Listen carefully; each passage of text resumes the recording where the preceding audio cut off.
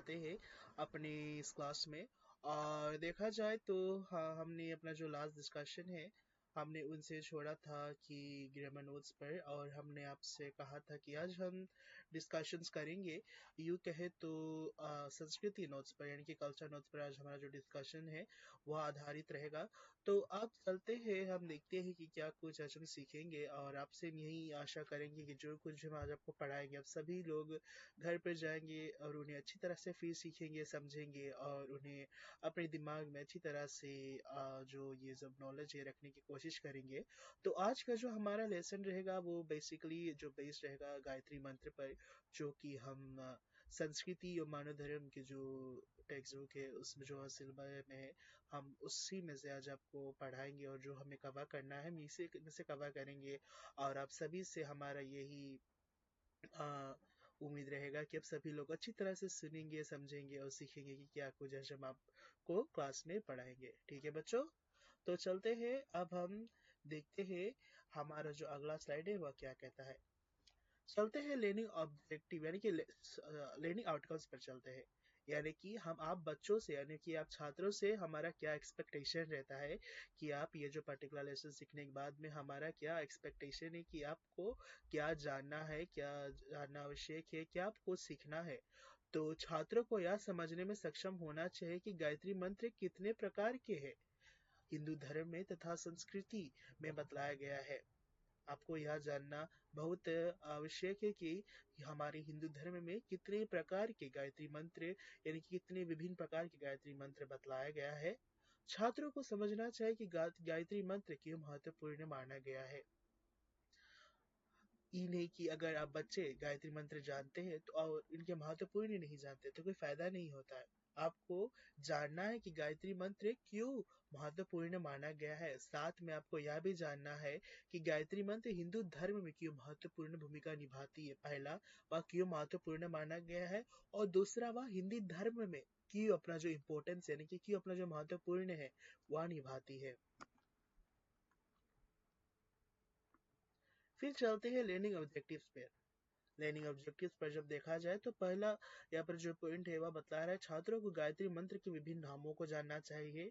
कितने प्रकार के कितने प्रकार के गायत्री मंत्र उनके नामों को आपको जानना चाहिए, साथ में उनके सही अर्थों को भी जानना चाहिए, यानी कि उनके जो मीनिंग है, डेफिनेशन है, उनका जो मतलब है आपको जानना चाहिए कि गायत्री मंत्र के अर्थ को भी जानना चाहिए। इन्हीं के अगर नाम आप जानते हैं तो इतना बहुत है।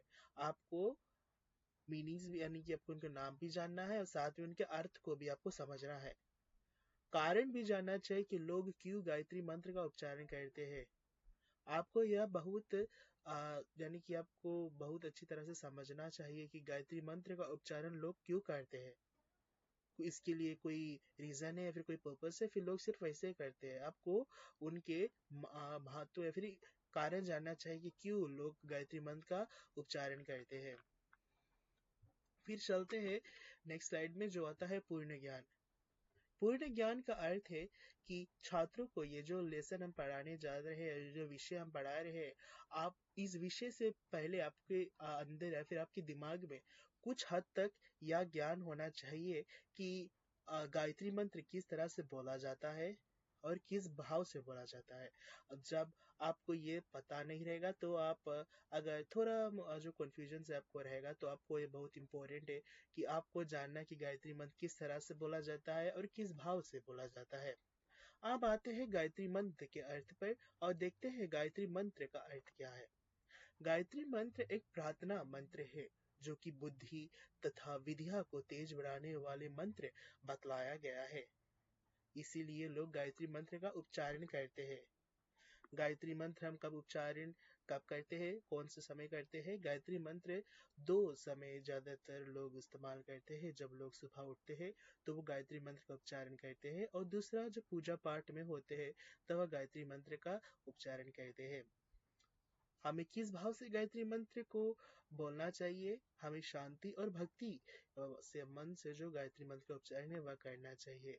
ये नहीं कि हमारे भीतर जब क्रोध हो या फिर जलन हो या फिर हमारे भीतर भक्ति ना हो तो कौन फायदा जब गायत्री मंत्र का उच्चारण करते हैं, क्योंकि भगवान उसी जगह पर जाते हैं, उसी व्यक्ति के पास जाते हैं जिसके भीतर शांति होता है, धीरज होता है, भक्ति होता है।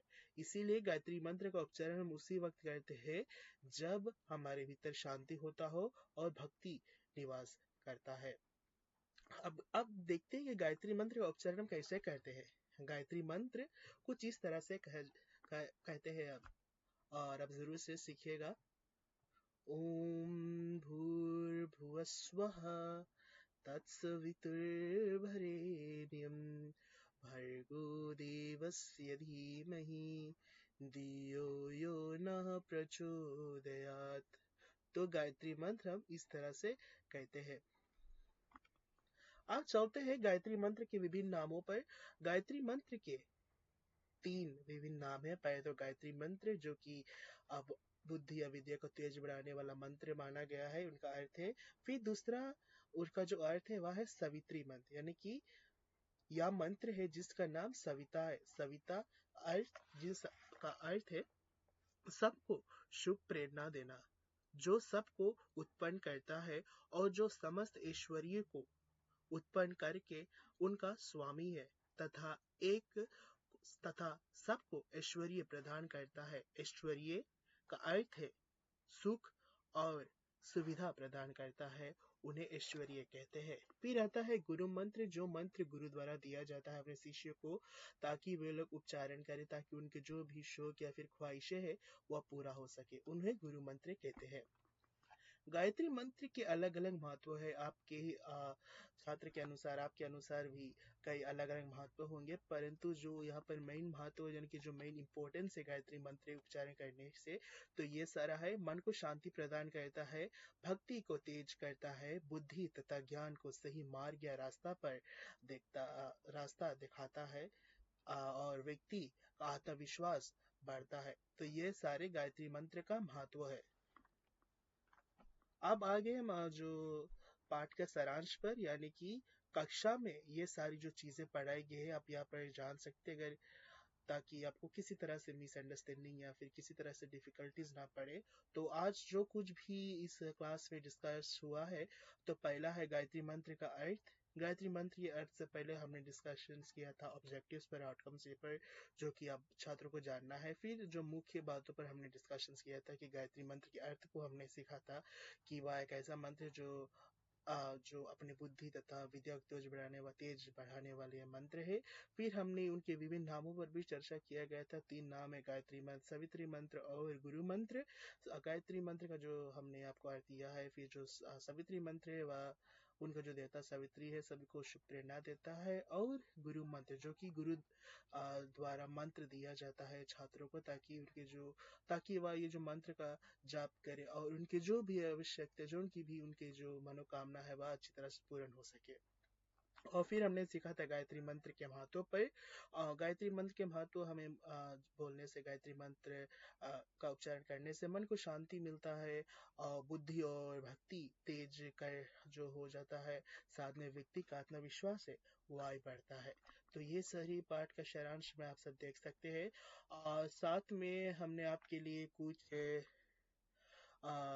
जो यूँ कहे तो छात्र गतिविधि, यानी कि आपके लिए कुछ गतिविधि भी हमने तैयार किया है, ताकि आप बाद में जाकर कभी भी अगर आप डिस्कशन जब पढ़ेंगे अपने समय पर ये सारी चीज़, तो आप ये देख सकते हैं कि किस तरह से जो प्रश्न है तैयार किया गया है, किस तरह से आप यहाँ से आंसर यानी कि जो जवाब है आप लोग को ढूंढ सकते हैं, फिर आकर सवाल पढ़ सकते हैं, और किस तरह से प्रश्न का जो उत्तर है वो आप दे सकते हैं। इसीलिए यहाँ पर आपके लिए जो छोटी सी एक्टिविटी भी है वहाँ पे तैयार किया गया है, तो आप सभी लोग अपने हिसाब से पढ़ सकते हैं ये नोट्स को। फिर अगर आप चाहे तो एक्टिविटीज भी कर सकते हैं, ताकि आपके जो भीतर रुचि है, कॉन्फिडेंस लेवल है आंसर करने का वह बढ़ सके, और आप आकर उन्हें अच्छी तरह से पढ़ सकते हैं, और अपने जो फर्दर जो रिवीजन क्वेश्चंस के और भी अगर आप देखा जाए तो जैसे एग्जाम वगैरह टाइम, तो आप आकर उन्हें एक बार फिर ग्लांस कर सकते हैं, ताकि आपके लिए जो एग्जाम में कठिनाइयाँ नहीं आए, और आप क्वेश्चंस आप यूँ कहे तो आप खुद प्रिपेयर हो जाए और जान सके किस तरह से क्वेश्चंस आपके एग्जाम में आ सकते हैं। तो ठीक है बच्चों, आपके लिए 4 प्रश्न है। पहला है, गायत्री मंत्र हिंदू धर्म में क्यों महत्वपूर्ण माना गया है? सावित्री मंत्र का अर्थ क्या है? गायत्री मंत्र किस तरह से कहा जाता है? उन्हें कब उच्चारण किया जाता है? तो ये सारी था जो सारी चीजें प्रश्न है आपको दिया गया है। आप अपने समय पर इन्हें कर सकते हैं, देख सकते हैं।